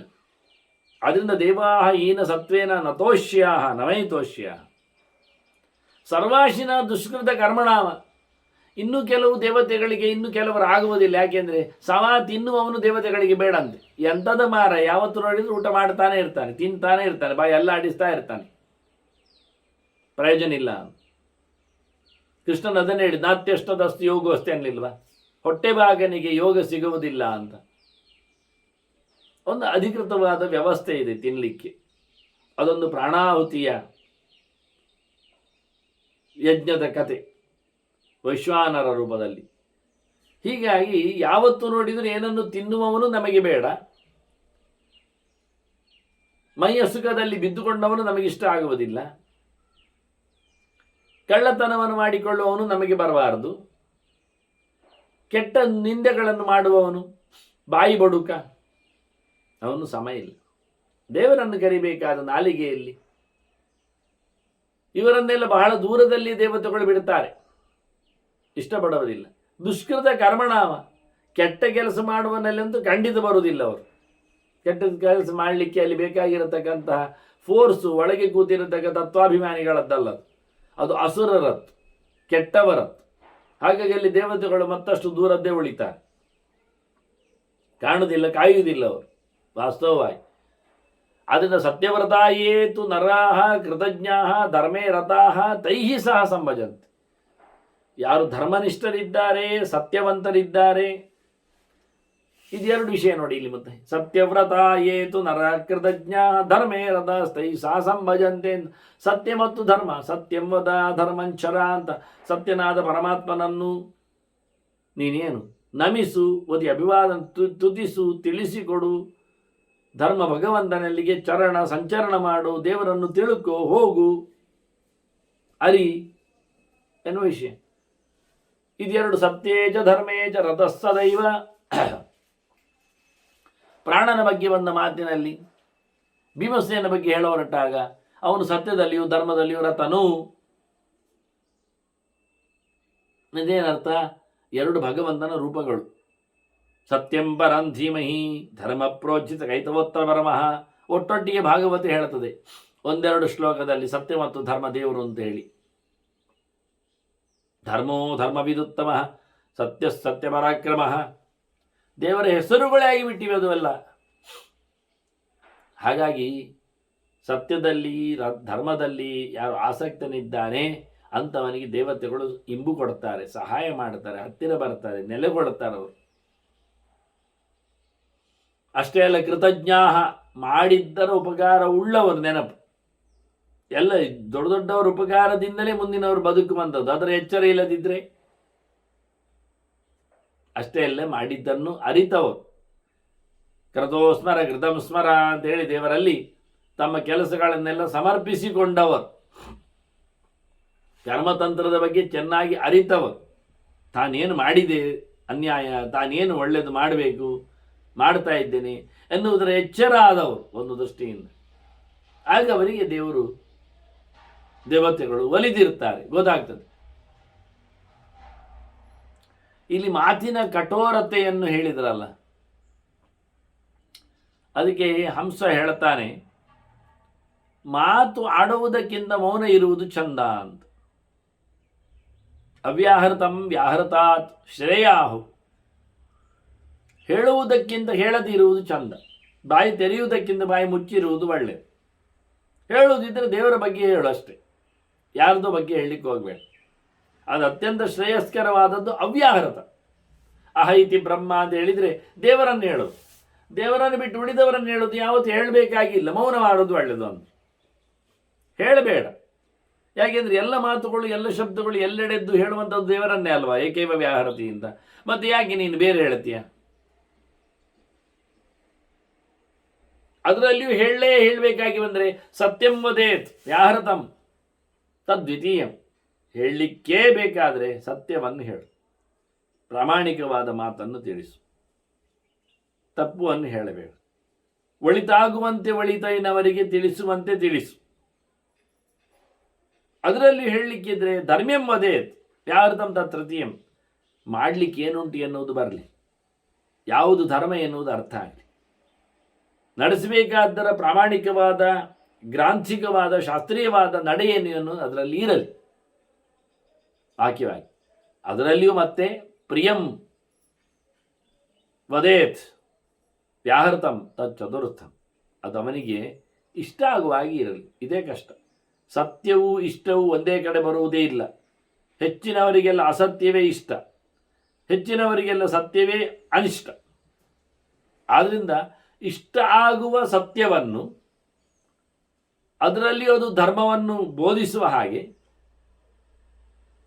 ಹೇಳುವಂತಿದ್ರೆ ಆಗ್ತದೆ. ಇಲ್ಲ ಆದರೆ ಹೇಳದಿರುವುದೇ ಚಂದ ಅಂತ. ಪ್ರಿಯವಾದ್ದನ್ನು ಹೇಳಲಿಕ್ಕೆ ಆಗುವುದಿಲ್ಲ ಆದರೆ, ಸತ್ಯವನ್ನು ತ್ಯಜಿಸ್ತಾನೆ ಅಂತ ಆದರೆ, ಅದು ಧರ್ಮವನ್ನು ಬೋಧಿಸುವುದಿಲ್ಲ ಆದರೆ ಹೇಳಿ ಏನು ಪ್ರಯೋಜನ? ಹೇಳದೆ ಕೂತ್ಕೊ. ಅವ್ಯಾರ್ಥಂ ವ್ಯಾಹೃತಾಶ್ರಯಾಹು, ಒಳ್ಳೆಯದಾಗ್ತದೆ ಹೇಳದೇ ಇದ್ದರೆ ಒಳ್ಳೆ. ಬಹಳ ಚೆನ್ನಾಗಿ ಮಾತಿನ ಸತ್ಯದ ಚಿಂತನೆಯಲ್ಲಿ ಅದರ ಚೌಕಟ್ಟುಗಳನ್ನು ತಿಳಿಸಿಕೊಟ್ಟಾಗ ಸಾಧ್ಯರು ಪ್ರಶ್ನೆ ಕೇಳುತ್ತಾರೆ, ಅಲ್ಲ ಈ ಲೋಕ ಯಾವುದರಿಂದೆಲ್ಲ ಆವರಿಸಲ್ಪಟ್ಟಿದೆ, ಜನಕ್ಕೆ ಏನು ಹಚ್ಚಿಕೊಂಡಿದೆ? ಕೇನಾಯಂ ಆವೃತೋ ಲೋಕ. ಅದಕ್ಕೆ ಹಂಸ ಹೇಳುತ್ತಾನೆ, ಅಜ್ಞಾನೇನ ಆವೃತೋ ಲೋಕ. ಲೋಕಕ್ಕೆ ಎಚ್ಚರ ಇಲ್ಲ, ತಿಳ್ಕೊಳ್ಳುವುದಿಲ್ಲ. ಅದೇ ವಿಷಯ ಮೈನ್ ಸ್ಕ್ಯಾರಿಸಿಟಿ ಆಫ್ ನಾಲೆಜ್, ಅದು ಅಜ್ಞಾನ. ಏನು ಮಾಡುವೀಗ? ಮತ್ತೆ ಅಲ್ಲ, ಅದು ಬೆಳಕಿಗೆ ಬರ್ತಾ ಇಲ್ಲಲ್ಲ. ಕೇನವಾನ ಪ್ರಕಾಶತೆ, ಮನುಷ್ಯ ಯಾಕೆ ಶೈನ್ ಆಗ್ತಾ ಇಲ್ಲ, ಬೆಳಕಿಗೆ ಬರ್ತಾ ಇಲ್ಲ, ಮುಂದುವರಿತಾ ಇಲ್ಲ, ಅವನು ಒಳ್ಳೆಯ ಸ್ಥಾನಮಾನವನ್ನು ಪಡೆಯುವುದಿಲ್ಲ ಯಾಕೆ? ಅದಕ್ಕೆ ಹಂಸ ಹೇಳ್ತಾನೆ, ಮಾತ್ಸರ್ಯಾತ್ ನ ಪ್ರಕಾಶತೆ. ಅವರಿಗೆ ಹೊಟ್ಟೆಗಿಚ್ಚು ಮಾರಾಯ. ಹೊಟ್ಟೆಗಿಚ್ಚಲ್ಲಿ ಎಲ್ಲಿಯಾದರೂ ಯಾರಾದ್ರೂ ಮೇಲೆ ಬರುವುದುಂಟ? ಹೊಟ್ಟೆ ಮೇಲೆ ಬರ್ತದಷ್ಟೇ, ಮತ್ತೆಂಥದ್ದು ಕರ್ಮ. ಬುಳ್ಚಾಟ್. ಮನುಷ್ಯನಿಗೆ ಇನ್ನೊಬ್ಬರದ್ದು ದೊಡ್ಡತನವನ್ನು ಹಿರಿತನವನ್ನು ಒಪ್ಪಲಿಕ್ಕೆ ಆಗುವುದೇ ಇಲ್ಲ. ಮರ್ಯಾದೆ ಪ್ರಶ್ನೆ ಅವನಿಗೆ. ಅದೊಂದು ರೀತಿಯದ್ದು ಅವನಿಗೆ ರೋಗ. ಎಂತ ಮಾಡುವ? ತಾನು ಹೇಳಿದಾಗೆ ತನಗಿಷ್ಟದಂತೆ ತಾನು ಇರುವಂತೆ ಎಲ್ಲ ಇರಬೇಕು ಅನ್ನತಕ್ಕಂತಹ ಒಂದು ಆಯಾಮವೇ ಸರಿ ಇಲ್ಲ. ಅದನ್ನ ಹೇಳಿಲ್ಲ ಧರ್ಮ ಪ್ರೋಚಿತ ಕೈತವೋತ್ರ ಪರಮಃ ನಿರ್ಮತ್ಸರಾಣಾಂ ಸತಾಂ ಅಂತ, ವೇದ್ಯಂ ಅಂತ. ದೇವರು ಗೊತ್ತಾಗುವುದು ಸಜ್ಜನರಿಗೆ ಅಂದಾಗ ಈ ಮತ್ಸರ ಪಿಂಡ ಎಲ್ಲಗಳಿಗೆ ಅಲ್ಲ, ಅದೆಲ್ಲ ಬಿಟ್ಟು ಬರಬೇಕು. ಅದಿಲ್ಲ, ಉಪಯೋಗ ಇಲ್ಲ. ಕೇನ ತ್ಯಜತಿ ಮಿತ್ರಾಣಿ, ಅಲ್ಲ ಫ್ರೆಂಡ್ಸ್ಗಳೆಲ್ಲ ಬಿಟ್ಟು ಹೋಗ್ತಾರಲ್ಲ, ಅದು ಯಾಕೆ ಹೇಳಿ ಮಾರ್ಯಾರೆ? ಯಾವುದರಿಂದಾಗಿ ಮಿತ್ರರು ಇಲ್ಲ ಆಗ್ತಾರೆ? ಯಾರಿಂದಾಗಿ ಮಿತ್ರರನ್ನು ಬಿಡಬೇಕಾಗ್ತದೆ? ಲೋಭ ಆತು ತ್ಯಜತಿ ಮಿತ್ರಾಣಿ. ಇವನ ಲೋಭ ನೋಡಿ ಅವರು ಬಿಟ್ಟು ಹೋಗ್ತಾರೆ. ಇದನ್ನು ಕೃಷ್ಣ ತೋರಿಸಿಕೊಟ್ಟಿದೆಲ್ಲ. ತ್ರಿವಿಧ ನರಕಸ್ಯೇದಮ್ ಅಂತ ಹೇಳ್ತಾ, ಕಾಮಃ ಕ್ರೋಧಃ ತಥಾ ಲೋಭಃ ಅಂತೇಳಿ ನರಕ ನಿರ್ಮಾಣ ಆಗ್ತದೆ. ಲೋಭಿಯಾದವನನ್ನು, ಲೋಭವುಳ್ಳವನನ್ನು, ಭಾರಿ ಜಿಪುಣನನ್ನು, ಆಚೀಚೆ ಖರ್ಚು ಮಾಡಲಿಕ್ಕೆ ಲೆಕ್ಕಾಚಾರ ಮಾಡುವವನನ್ನು, ಕಡುಲೋಭಿಯ ಇನ್ನೊಬ್ಬರ ದುಡ್ಡನ್ನು ಹಲಬುವವನನ್ನು, ಒಂದು ದೃಷ್ಟಿಯಿಂದ ಅಂಥವನಿಂದ ಮಿತ್ರರೆಲ್ಲ ಸೆಡೆದು ಹೋಗ್ತಾರೆ. ಇನ್ನೊಂದು ಕೇಳುತ್ತಾರೆ ಸಾಧ್ಯರು, ಕೇನ ಸ್ವರ್ಗಂ ನಗಚ್ಚತಿ ಅಂತ. ಮೇಲಕ್ಕೆ ಯಾಕೆ ಹೋಗುವುದಿಲ್ಲ ಹೇಳಿ ಮಾರೆ? ಸ್ವರ್ಗ ಎಲ್ಲರಿಗೂ ಸಿಗುವುದಿಲ್ಲಲ್ಲ. ಎಂಥದಕ್ಕೆ ಸಿಗುವುದಿಲ್ಲ ಸ್ವರ್ಗ? ಎಂಥದಕ್ಕೆ? ಅದಕ್ಕೆ ಹೇಳಿದರೆ ಸಂಘ ಆತು ಸ್ವರ್ಗ ನಗಚ್ಚತಿ. ಭಾರಿ ಚೆನ್ನಾಗಿ ಹೇಳ್ತಾರೆ. ಅವನು ಕಲ್ಲು ಕಟ್ಟೋನಿಗೆ ಅದಕ್ಕೆ ಮೇಲೆ ಹೋಗುದು ಹೇಗೆ ಅಂತಾರೆ. ಅದಕ್ಕೆ ಅವನು ಎಂಥದ್ದು ಹಾಕ್ಕೊಂಡಿದ್ದಾನೆ, ಯಾವುದೋ ಒಂದು ಸಂಘ ಆಗಿದೆ, ಗಟ್ಟಿಯಾಗಿ ಹಾಕಿದ್ದಾನೆ, ಮೇಲಕ್ಕೆ ಹೋಗುದು ಈಗ. ಸ್ವರ್ಗಕ್ಕೆ ಯಾಕೆ ಹೋಗುವುದಿಲ್ಲ ಅಂದರೆ ನಾನೆಂತ ಹೇಳಿ? ಸ್ವರ್ಗಕ್ಕೆ ಹೋಗ್ಲಿಕ್ಕೆ ಅವನಿಗೆ ಕೈಕಾಲು ಗಂಟಿ ಹಾಕಿದ್ದಾರೆ. ಸಂಘ ಸಂಘ ದೊಡ್ಡದಲ್ಲ, ಸಂಘ ಸಣ್ಣದು, ಅಲ್ಪ ಪ್ರಾಣಗ.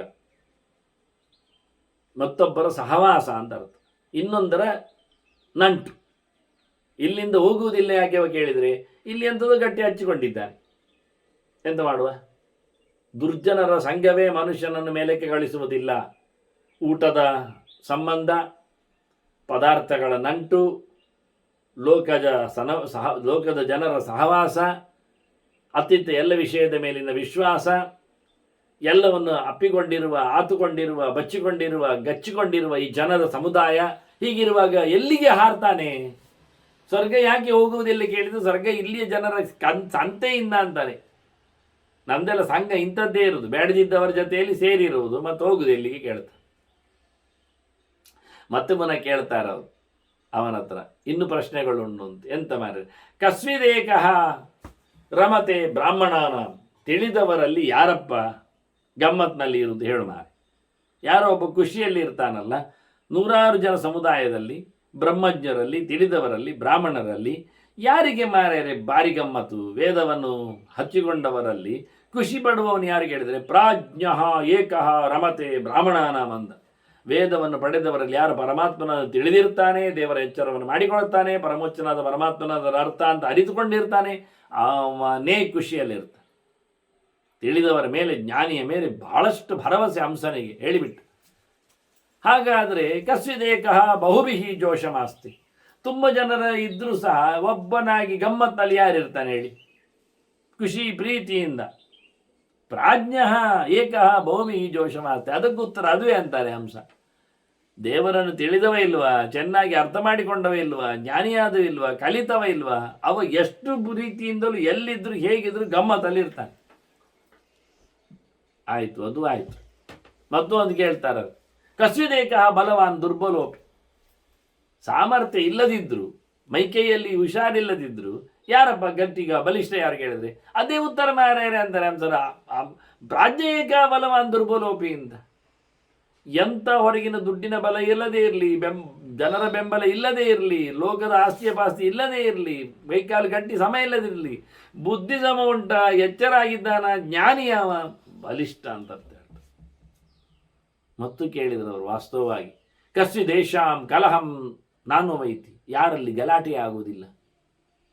ಅದಕ್ಕೆ ಉತ್ತರದೇ ಹೇಳ್ತಾನೆ, ಸ್ವಾಧ್ಯಾಯ ಯೇಷಾಂ ಕಲಹಂ ನಾನು ವೈತಿ ಅಂತ. ಕಲಿಕೆಯೇ ಮನುಷ್ಯನ ನಿಜವಾಗಿ ಅದಕ್ಕೆ ಉತ್ತರ ಪ್ರಾಜ್ಞನನ್ನೇ ಕೊಡ್ತಾನೆ. ಪ್ರಾಜ್ಞೇಶಾಂ ಕಲಹಂ ನಾನು ವೈತಿ ಅಂತ. ತಿಳಿದವನೇ ಯುದ್ಧದಲ್ಲಿ ಗಲಾಟೆಯಲ್ಲಿ ಸೇರುವುದಿಲ್ಲ, ಪೆಟ್ಟುಬಡಿಯಲ್ಲಿ ಇಲ್ಲ. ಅದೇ ತಿಳುವಳಿಕೆ ಕತೆ. ಮತ್ತೊಂದು ಒಳ್ಳೆಯ ಪ್ರಶ್ನೆ ಕೇಳಿದ್ದವರು, ಕಿಂ ಬ್ರಾಹ್ಮಣಾನಾಂ ದೇವತ್ವಂ ಅಂತ. ಮನುಷ್ಯನಿಗೆ, ತಿಳಿದವರಿಗೆ ಒಂದು ದೇವತ್ವ ಅಂದರೆ ಒಂದು ದೊಡ್ಡತನ, ಅದು ಹೇಗೆ ಎಂತದ್ದು ಕೇಳಿದರೆ ಸ್ವಾಧ್ಯಾಯೇಷಾಂ ದೇವತ್ವ ಅಂತಾರೆ. ಓದುವುದೇ ಅವರಿಗೆ ದೇವತ್ವವನ್ನು ಕೊಟ್ಟದ್ದು, ಅವರಿಗೆ ದೊಡ್ಡತನವನ್ನು, ಪೂಜ್ಯತ್ವವನ್ನು ಕೊಟ್ಟದ್ದು ಕಾರಣ ಯಾವುದು ಕೇಳಿದರೆ ಅವರು ಒಳ್ಳೆಯ ಅಧ್ಯಯನ ಮಾಡುವುದು, ಕಲಿಯುವುದು. ಕಲಿಕೆಯೇ ಮನುಷ್ಯನನ್ನು ಮೇಲಕ್ಕೆ ಏರಿಸ್ತದೆ, ದೇವತ್ವವನ್ನು ತಂದು ಕೊಡುತ್ತದೆ. ಕಿಂಚ ಸಾಧುತ್ವ ಮುಚ್ಯತೆ, ಒಳ್ಳೆಯದು ಎಂಥದ್ದು ಹೇಳೋದು, ವ್ರತಂ ಸಾಧುತ್ವ ಮುಚ್ಯತೆ, ನಿಯಮನಿಷ್ಠೆ, ಶಾಸ್ತ್ರ ಹೇಳಿದಾಗೆ ಕಟ್ಟಳೆಯಲ್ಲಿ ಬದುಕುದುಂಟಲ್ಲ, ಅದೇ ನಿಜವಾಗಿ ಒಳ್ಳೆಯತನ ಅಂತ ಅರ್ಥ. ದೇವರಿಗೆ ಇಷ್ಟನಾಗುವುದು ಅವನು ಸಾಧು ಅವನೇ. ಹಾಗಾದರೆ ಅಸಾಧುತ್ವ ಅಂಚೆಗಿಂತೇಶ, ಅಸಾಧುತ್ವ ಯಾವುದು, ಹಾಳು ಯಾವುದು, ಕೆಟ್ಟದ್ದು ಯಾವುದು, ಸರಿ ಇಲ್ಲದ ಯಾವುದು? ಅಸಾಧುತ್ವ ಪರಿವಾದ, ಚಾಡಿ ಯಾರ್ಯಾರು ಎಂತೆಂದು ಮಾತಾಡುದು, ಊರಿನ ಸಂತೆ ಎಲ್ಲ ಸುದ್ದಿ ಎಲ್ಲ ಎಲ್ಲಿ ಹರಡ್ತಾನೆ ಅವನೇ ನಿಜವಾಗಿ ಅಸಾಧು. ಯಾರ ಸುದ್ದಿ ಯಾವತ್ತೂ ಬರಬಾರ್ದು, ಅದು ವಿಷಯ ನಮಗೆ ಹೇಳ್ತಾನೆ. ಮತ್ತು ಹೇಳ್ತಾನವ, ಕಿಮೇಶ ಮಾನುಷಂ ಮತಂ, ಮನುಷ್ಯರಿಗೆ ಸಂಬಂಧಪಟ್ಟದ್ದು ಏನು ಹೇಳು? ಅದು ಮರಣ, ಮೃತ್ಯು ಮಾನುಷ ಮುಚ್ಯತೆ. ಮಾನುಷ ಶಬ್ದಕ್ಕೆ ಅರ್ಥವೇ ಅವನಿಗೆ ಮನುಷ್ಯನ ಇನ್ನೊಂದು ಪರ್ಯಾಯವೇ ಮರ್ತ್ಯ ಅಂತ. ಮರ್ತ್ಯ ಅಂದರೆ ಮರಣಶೀಲ ಅಂತ, ಸಾಯಲಿಕ್ಕೆ ಹೊರಟವ ಅಂತ. ಮತ್ತೆಂದು ಮನುಷ್ಯರಿಗೆ ಸಂಬಂಧಪಟ್ಟ ಸಂಗತಿ ಅಂತ ಕೇಳಿದರೆ ಅದು ಮರಣ. ಅವನು ಎಚ್ಚರ ಆಗಲಿಕ್ಕೆ ಬೇಕು, ಅವನು ಮನುಷ್ಯ, ತಾನು ಮನುಷ್ಯ, ಸಾಯ್ತೇನೆ ಅಂತ ಹೇಳಿ ಭಾಳ ಚೆನ್ನಾಗಿ ಅವರ ಇದು ಎಲ್ಲ ಡೀಟೇಲ್ಡ್ ಕ್ವಶನ್ ಆದ ನಂತರ ಮತ್ತೊಂದು ರಭಕ್ಕ ಒಂದು ಶಬ್ದದ ಒಂದು ಉತ್ತರದ ರ್ಯಾಪಿಡ್ ಕ್ವಶನ್ಸ್ ಅಂತ ಎಲ್ಲ ಇರ್ತಲ್ಲ, ಸ್ಪೀಡ್ ಕ್ವಶನ್ಸ್. ಹಾಗೆ ಗಮ್ಮತ್ತಿನಲ್ಲಿ ಕೊನೆಗೆ ಕೆಲವು ಪ್ರಶ್ನೆಗಳನ್ನು ಸೀದಾ ಒಂದಕ್ಕೊಂದು ಉತ್ತರ, ಒಂದಕ್ಕೊಂದು ಮಾತು ಅಂತ ಹೇಳ್ತಾ ಸಾಧ್ಯರು ಕೇಳಿಕೊಂಡ್ರೆ ಹಂಸ ಭಾಳ ಅಂದರೆ ಅಲ್ಲಿ ಸ್ವಾರಸ್ಯ ಇರ್ತದೆ. ಎಲ್ಲವನ್ನು ಕ್ಲಬ್ ಮಾಡಿ ಕೇಳಿಕೊಳ್ಳೋದು ಅಂದರೆ ಇದೆಲ್ಲ ಕಲಿಬೇಕಾದ. ನಾವು ಇವತ್ತೇನು ಮಾಡ್ತಾ ಇದ್ದೇವೆ, ಕೊನೆಗೆ ಅಂತೇಳಿ ಸ್ಪೀಡ್ ಉತ್ತರ ಕೊಡಲಿಕ್ಕೆ ಪ್ರಶ್ನೆಗೊಂದು ಉತ್ತರ, ನಮ್ಮನ್ನು ಹೇಳಿಕೊಟ್ಟದ್ದೇ ಇಲ್ಲಿ ಉಂಟು ನೋಡಿ. ಹಂಸ ಗೀತೆಯಲ್ಲಿ ಆ ಒಂದು ತಂತ್ರಾಂಶ ನಮಗೆ ಕಾಣ್ತದೆ. ಬೇಕಾದಷ್ಟು ಉತ್ತರ ಕೊಟ್ಟ ನಂತರ ರಪಕ್ಕ ಸಾಧ್ಯರು ಕೇಳೋದು, ಟಕ್ಕ ಉತ್ತರ ಕೊಡೋದು ಭಾಳ ಚೆನ್ನಾಗಿದೆ, ತುಂಬ ವೈಟ್ ಇರ್ತದೆ. ಇದೆಲ್ಲ ಸುಮ್ಮನೆ ಇದೆಲ್ಲ ಈಗ ರ್ಯಾಪಿಡ್ ಕೇಳುವಂಥದ್ದೆಲ್ಲ. ನಿಮಗೆ ತುಂಬ ಇಷ್ಟವಾದ ಡಿಶ್ ಯಾವುದು? ಚಪಾತಿ. ನೀವು ಬೆಳಿಗ್ಗೆ ಎದ್ದು ಎಷ್ಟು ಗಂಟೆಗೆ ಏನು ನೋಡ್ತೀರಿ ಕನ್ನಡಿ? ಹೀಗೆಲ್ಲ ರಪಕ್ಕ ಇದೆಲ್ಲ ದೊಡ್ಡ ಸಂಗತಿ ಇಲ್ಲ, ಇದು ಪರ್ಕಟ್ರಿ ಎಂದು ಪ್ರಶ್ನೆ ಅಲ್ಲ, ಅದು ಕೇಳೋದು, ಅದು ಗಮ್ಮತ್ತು ಮಾಡು. ಇದು ಒಳ್ಳೆ ಇದಲ್ಲ, ಇದು ನಮ್ಮದು ಸ್ವಂತದ ವಿಷಯದಲ್ಲಿ ಅಲ್ಲಲ್ಲ, ಸಮಾಜದ ವಿಷಯದಲ್ಲಿ. ಸಮಾಜದ ವಿಷಯದಲ್ಲಿ ಕೆಲವು ಪ್ರಶ್ನೆಗಳನ್ನು ಕೇಳ್ತಾರೆ ಅವರು, ಇಲ್ಲೇ ಅಂತ ಅಲ್ಲ. ಅದರದ್ದು ಅಷ್ಟು ಸೆನ್ಸಿಟಿವ್ ಆಗಿ ಉತ್ತರಗಳು ಇರುವುದಿಲ್ಲ, ನಾನ್ ಸೆನ್ಸ್ ಆಗಿರ್ತದೆ. ಇರಲಿಕ್ಕೆ ಭಾಳ ಚಂದವಾದಂಥ ಪ್ರಶ್ನೋತ್ತರಗಳು. ಅಂದರೆ ನಾನು ಈ ಟೆಕ್ನಾಲಜಿಯನ್ನು ಇಂಟ್ರೊಡ್ಯೂಸ್ ಮಾಡಿದವರು ಮಹಾಭಾರತದಲ್ಲಿ ವೇದವ್ಯಾಸರು ಎನ್ನುವುದು ಅರ್ಥ ಆಗಲಿ ಅಂತ ಹೇಳಿದೆ. ಇತಿಹಾಸ ತದನ್ಯತ್ರ ಎನ್ಯಾತಿ ನದತ್ ಕ್ವಚಿತ್ ಅಂತ ಹೇಳುವಲ್ಲಿ ಇದು ಒಂದು ಮುಖ. ಇಲ್ಲಿಲ್ಲದ್ದು ಎಲ್ಲಿ ಇರುವುದಿಲ್ಲ ಅಂದಾಗ ಈ ನಮೂನೆಯನ್ನು ತೋರಿಸಿಕೊಟ್ರಲ್ಲ ಅವರು. ಭೀಷ್ಮರು ಹೇಳುತ್ತಾರೆ, ಈಗೊಂದು ಮಾತು ಆಯ್ತಲ್ಲ, ಏನು ಗಮ್ಮತ್ತು ಅಂತ. ಇಕ್ತಿತ್ವ ಪರಮೋ ದೇವ, ಪರಮಾತ್ಮನಲ್ಲಿ ಯಾವತ್ತೂ ರತನಾಗಿ ನಿಂತ, ದೇವರನ್ನೇ ದೊಡ್ಡ ಪ್ರಮಾಣ ಅಂತ ನಂಬುವ, ದೇವರದಿಂದ ಎಚ್ಚರವನ್ನು ಪಡೆದಿರತಕ್ಕಂಥ ಚತುರ್ಮುಖ ಭಗವಾನ್ ನಿತ್ಯ ಅವ್ಯಯ, ಏನು ಕೊರತೆ ಇಲ್ಲ ಅವನಿಗೆ, ಯಾವುದನ್ನು ಕಳ್ಕೊಳ್ಳದ ಶಾಶ್ವತವಾದ ಜ್ಞಾನ ಧರ್ಮ ಉಳ್ಳವ ಅವನು. ಸಾಧ್ಯೈ ದೇವಗಣೈ ಸಾರ್ಧಂ ದಿವಮೇವ ಆರುರೋಹಾಸ. ಮಾತುಕತೆ ಆಡ್ತಾ ಅವರ ಜೊತೆಯಲ್ಲಿ ಮೇಲಕ್ಕೆ ಹರಿಹೋದ, ಕರ್ಕೊಂಡೋದ್ರವರನ್ನು ಅಂತ ಹೇಳಿಬಿಟ್ರು. ಎಲ್ಲ ಮೇಲಕ್ಕೆ ಹೊರಟೋದ್ರಂದು ಭೀಷ್ಮನಿಗೆ ಸಿಕ್ಕಿದ ಸಂಗತಿಗಳವು. ಅವರು ಹಾಯಿಬಿಟ್ರು. ಮತ್ತೆ ಏತತ್ ಯಶಸ್ಯಂ ಆಯುಷ್ಯಂ ಪುಣ್ಯಂ ಸ್ವರ್ಗಾಯ ಚ ಧ್ರುವ, ಇದು ಮನುಷ್ಯನಿಗೆ ಬಹಳ ಕಾಲ ಬದುಕುವಂತೆ ಮಾಡ್ತದೆ. ಪುಣ್ಯದ ಸಂಪಾದನೆಯ ಕತೆ ಇದು. ಜೊತೆಯಲ್ಲಿ ಯಶಸ್ವಿ ಆಗ್ತಾನವ, ಶಾಶ್ವತವಾದ ಲೋಕದೆಡೆಗೆ ಅವನು ತೆರಳುತ್ತಾನೆ, ಸ್ವರೂಪದ ಆನಂದವನ್ನು ಅವನು ಅನುಭವಿಸಲಿಕ್ಕೆ ಕಾರಣ ಆಗ್ತದೆ. ಅದಕ್ಕೆ ನಾನು ಹೇಳಿದೆ, ಹಂಸನ ಮಾತು, ಚತುರ್ಮುಖನ ಗೀತೆ ನಮಗೆ ಕೊಟ್ಟ ಕಿವಿಗೆ ಕೊಟ್ಟಿರತಕ್ಕ ಉಪದೇಶ ಸಂದೇಶ ಅಂತ ನಾವು ಅರ್ಥ ಮಾಡಿಕೊಂಡ್ರೆ ಸಾಧ್ಯರು ಯಾರು? ನಾವೇ ಸಾಧ್ಯರು. ಸಾಧನೆಗಳಲ್ಲಿ ನೆಲೆಗೊಂಡವರು ನಾವು. ಹಾಗಾಗಿ ಭಗವಂತನೆಡೆಗೆ ಹೊರಡುವವರಿಗೆ ಹೇಳಿರತಕ್ಕಂತಹ ಒಳಗಿನ ವಿಜ್ಞಾನಮಯ ಕೋಶದ ಅಧಿದೇವತೆಯ ಗೀತೆ ಇದು. ನಮಗೆ ನಾವೇ ಎಚ್ಚರ ಕೊಡತಕ್ಕಂಥ ಮಾತುಗಳಿವಾಗ್ತವೆ. ಹಾಗಾಗಿ ಇದನ್ನು ತೋರಿಸಿಕೊಟ್ಟು ಒಳ್ಳೆಯ ತಾಣ ಸಿಗುತ್ತದೆ. ದರ್ಶಿತಂ ದೇವದೇವೇನ ಪರಮೇಣ ಅವ್ಯಯೇನ ಚ, ನಮಗೆ ಉತ್ತಮವಾದ ಮಾರ್ಗವನ್ನು ಚತುರ್ಮುಖ ತೋರಿಸಿದ ಅಂತ ಭೀಷ್ಮರು ಹೇಳಿ, ಭೀಷ್ಮರು ಕೊನೆಗೆ ತಾವೇ ಒಂದು ಮಾತು ಹೇಳುತ್ತಾರೆ, ಈ ದೇಹ ಕೆಲಸ ಮಾಡಲಿಕ್ಕಿರುವ ಕ್ಷೇತ್ರವೈ ಕರ್ಮಣಾಂ ಯೋನಿ ಸದ್ಭಾವ ಸತ್ಯಮುಚ್ಯತೆ. ದೇಹ ಒಳ್ಳೆ ಕೆಲಸ ಮಾಡಲಿಕ್ಕಿರತಕ್ಕಂತಹ ದೊಡ್ಡ ಸಾಧನ. ಒಳ್ಳೆ ಕೆಲಸಕ್ಕೆ ಕಾರಣಭೂತವಾದದ್ದು ಯಾವುದಂದ್ರೆ ನಮ್ಮ ದೇಹವೇ. ಹಾಗೆ ಕ್ಷೇತ್ರ, ಒಳ್ಳೆಯ ದೇಶವು ಕ್ಷೇತ್ರವು, ಕ್ಷೇತ್ರ ಅಂತ ತೀರ್ಥಕ್ಷೇತ್ರ ಅಂತ. ಒಳ್ಳೆ ಕ್ಷೇತ್ರ ಕರ್ಮ ಮಾಡಲಿಕ್ಕೆ ಕರ್ಮಭೂಮಿ ಇದು ನಮ್ಮ ಕ್ಷೇತ್ರ. ಬೇರೆಡೆ ಹೋಗಿ ದುಡ್ಡು ಮಾಡುವುದು ದೊಡ್ಡ ಸಂಗತಿ ಅಲ್ಲ, ಅಲ್ಲಿ ಬದುಕ್ತದೆ ಸಮ, ಇದಕ್ಕಿಂತ ಚಂದವಾಗಿ ಬದುಕ್ತಾನೆ, ಆಯಿತು ಒಪ್ಪುವ. ಪ್ರಯೋಜನ ಏನು? ಬ್ರಾಹ್ಮಣಸ್ಯದ ದೇಹೋಯಂ ಕ್ಷುದ್ರಗಾಮಾಯ ನಿಶ್ಯತೆ ಹೇಳಲಿಲ್ವ? ಕೃಚ್ಛ್ರಾಯ ತಪಸೇ ಚೀರ, ಇಲ್ಲಿ ಕಷ್ಟ ಇರಲಿಕ್ಕೆ ಬರಬೇಕು ಹೊರತು. ಮತ್ತು ರಾಮ ಯಾಕೆ ಹೇಳಿದ ಜನನಿ ಜನ್ಮಭೂಮಿಶ್ಚ ಅಂತ? ಅವನು ಕೂತ್ಕೊಳ್ಬೋದಿತ್ತಲ್ಲ ಬಂಗಾರದ ಲಂಕೆಯಲ್ಲಿ. ಬೇಡ ಅಂದ. ದೇವರು ನನ್ನನ್ನು ಹುಟ್ಟಿಸಿದ್ದು ಅಲ್ಲಿ ಕೆಲಸ ನನಗಿದೆ, ಮುಗಿಯಿತು. ಸ್ವಧರ್ಮೇ ನಿಧನಂ ಶ್ರೇಯ ಇದ್ದಾಗೆ ಸ್ವಕ್ಷೇತ್ರೇ ನಿಧನಂ ಶ್ರೇಯ. ದೇವರು ನಮ್ಮನ್ನು ಇಲ್ಲಿ ಹಾಕಿದ ನಂತರ ನಾವು ಹಾಗೆ ಇರಬೇಕಾದ್ದೇ, ಪ್ರಯೋಜನ ಇಲ್ಲ ವ್ಯತ್ಯಾಸ ಮಾಡೋದರಲ್ಲಿ. ಅದನ್ನು ಹೇಳ್ತಾರೆ ಕ್ಷೇತ್ರಮಯ ಕರ್ಮಣಾಮಿಯವನಿಯಿಂದ. ಅವನಿಗೆ ಕೊಟ್ಟ ಕ್ಷೇತ್ರ, ಅವನಿಗೆ ಕೊಟ್ಟ ದೇಹ, ಅವನಿಗೆ ಕೊಟ್ಟ ವಸ್ತು, ಅವನಿಗೆ ಕೊಟ್ಟ ಟ್ಯಾಲೆಂಟ್, ಅವನಿಗೆ ಕೊಟ್ಟಿರತಕ್ಕಂಥ ವ್ಯವಸ್ಥೆ, ಅದೇ ಅವನಿಗೆ ಮುಖ್ಯವಾದದ್ದು. ಅದರಲ್ಲೇ ಸತ್ಯವನ್ನು ನೋಡುವುದು. ಅದೇ ಸತ್ಯ ಅಂದರೆ ಏನು? ಸದ್ಭಾವ, ಒಳ್ಳೆಯವನಾಗಿರುವುದು, ಉಳಿದವರೇ ಒಳ್ಳೆಯವನಾಗಿರುವಂತೆ ಇರಿಸುವುದು, ಇದೇ ಸತ್ಯ ಅಂತ ಅರ್ಥ ಅಂತ ಬಹಳ ಸುಂದರವಾದ ಚಿಂತನೆಯನ್ನು ಕೊಡುತ್ತಾರೆ. ಕೊನೆಗೆ ಧರ್ಮರಾಜ ಭೀಷ್ಮರಲ್ಲಿ ಪ್ರಶ್ನೆ ಕೇಳುತ್ತಾನೆ. ಎರಡು ಬಂತಲ್ಲ ಇಲ್ಲಿ, ಬದುಕುವ ಕತೆ ಯೋಗ, ಅರಿಯುವ ಚಿಂತನೆ ಸಾಂಖ್ಯ. ಹಾಗಾಗಿ ಈ ಸಾಂಖ್ಯ ಮತ್ತು ಯೋಗದ ಕತೆ ಅಂತದ್ದು ಅಂತ ಕೇಳುತ್ತಾರೆ. ಎಲ್ಲರೂ ಹೊಗಳ್ತಾರಲ್ಲ ಅದೆರಡನ್ನು ಸಹ ಅಂತ. ನಿಜವಾಗಿ ಕೃಷ್ಣನು ಹೇಳಿದ್ದ, ಸಾಂಖ್ಯಯೋಗವು ಪೃಥಕ್ ಬಾಲಾಹ ಪ್ರವದಂತಿ, ಅದನ್ನು ಬೇರೆ ಅಂತ ಹೇಳೋದು ದಡ್ಡರು. ಏಕಂ ಸಾಂಖ್ಯಂಚ ಯೋಗಂಚ ಯಪ್ಪಶ್ಯತೆ ಅಂತ ಹೇಳ್ತಾ ಒಂದೇ ಆಗಿರುವುದೇ ವಿಷಯ ಅಂತ. ಅದರ ಬಗ್ಗೆ ಒಂದು ಚಿಂತನೆಗಳನ್ನು ಮತ್ತೆ ಭೀಷ್ಮರು ಶುರು ಮಾಡುತ್ತಾರೆ. ಹೌದು ಮಾರಾಯ, ಸಾಂಖ್ಯ ಸಾಂಖ್ಯಂ ಪ್ರಶಂಸಂತಿ, ಯೋಗ ಯೋಗಂ ದ್ವಿಜಾತಯ. ತಿಳಿದವರು ಹಾಗೆ ಮಾರಾಯ, ಸಾಂಖ್ಯವನ್ನು ಹೊರಗಳುತ್ತಾರೆ, ಯೋಗವನ್ನು ಹೊಗಳುತ್ತಾರೆ. ಎರಡು ಸರಿಯೇ. ಶುದ್ಧಾತ್ಮ ತತ್ವವಿಜ್ಞಾನಂ ಸಾಂಖ್ಯಮಿತ್ಯ ವಿಧೀಯತೆ ಅಂತೇಳಿ ಭಗವಂತನರಿವೇ ಸಾಂಖ್ಯ. ಸಾಂಖ್ಯ ಅಂದರೆ ಜ್ಞಾನ ಅಂತ ಅರ್ಥ, ಒಳ್ಳೆ ಖ್ಯಾತಿ ಅಂತ ಅರ್ಥ, ಅರಿವು. ಹಾಗೆ ಯೋಗ ಅಂದರೆ ದೇವರ ಸಂಬಂಧ, ಇಜುರು ಯೋಗಿ ಆತ್ಮ ಮನಸ ಬ್ರಹ್ಮ ಸಂಯೋಗ ಯೋಗೇತ್ಯ ವಿಧೀಯತೆ. ಮನಸಾರೆ ಭಗವಂತನ ಎಚ್ಚರ, ಅದು ಯೋಗ. ಯೋಗವು ಸಾಂಖ್ಯವು ಎರಡು ಪ್ರಕಾರ, ಒಂದು ತಂತ್ರ, ಒಂದು ಅರಿವು ಅನ್ನುವ ಹಾಗೆ ಲೆಕ್ಕಾಚಾರದಲ್ಲಿ ವಾಸ್ತವವಾಗಿ ವದಂತಿ ಕಾರಣಂ ಶ್ರೇಷ್ಠಂ ಭಾವನಾಯ. ಅವರು ಅದನ್ನು ಎರಡು ರೀತಿಯಿಂದ ಶ್ರೇಷ್ಠವನ್ನು ಉಲ್ಲೇಖ ಮಾಡ್ತಾರೆ. ಒಂದು ನಮಗೆ ಉತ್ತಮವಾದ ಲೋಕವನ್ನು ತಲುಪಿಸಿಕೊಡ್ತದೆ ಅಂತ ಹೇಳುವಲ್ಲಿ, ಮತ್ತೊಂದು ಒಳ್ಳೆಯ ರೀತಿಯಿಂದ ಭಗವಂತನ ಎಚ್ಚರ ಮಾಡಿಕೊಳ್ಳಿಕ್ಕೆ ಆಗ್ತದೆ ಎನ್ನುವ ನೆಲೆಯಲ್ಲಿ ನೋಡಿ, ಇಲ್ಲಿ ಸಹ ಸಾಂಖ್ಯ ಮತ್ತು ಯೋಗ. ಭಾವನೆ ಅದು ಧ್ಯಾನ, ಮತ್ತೆ ಭಾವನಾ ಅಂದರೆ ಇರುವಿಕೆ ಅಂದಾಗ ಅದು ಯೋಗ. ಉತ್ತಮ ಲೋಕದಲ್ಲಿ ಇರುವುದು, ಉತ್ತಮವಾದಂತಹ ವಿಷಯವನ್ನು ಪಡೆಯುವುದು ಅನ್ನೋ ನೆಲೆಯಲ್ಲಿ ಭೀಷ್ಮರು ಅದರ ಉತ್ತರವನ್ನು ಚಿಂತನೆಗೆ ಆರಂಭಿಸಿದ್ದಾರೆ. ಮುಂದಿನ ಸಾಂಖ್ಯಯೋಗದ ವಿವರಣೆಯನ್ನು ಮತ್ತೆ ಕೇಳುವ ವಂದನೆಗಳೊಂದಿಗೆ ಶ್ರೀಕೃಷ್ಣ ಅರ್ಪಣಿಸು. ನಾರಾಯಣ ನಾರಾಯಣ ನಾರಾಯಣ.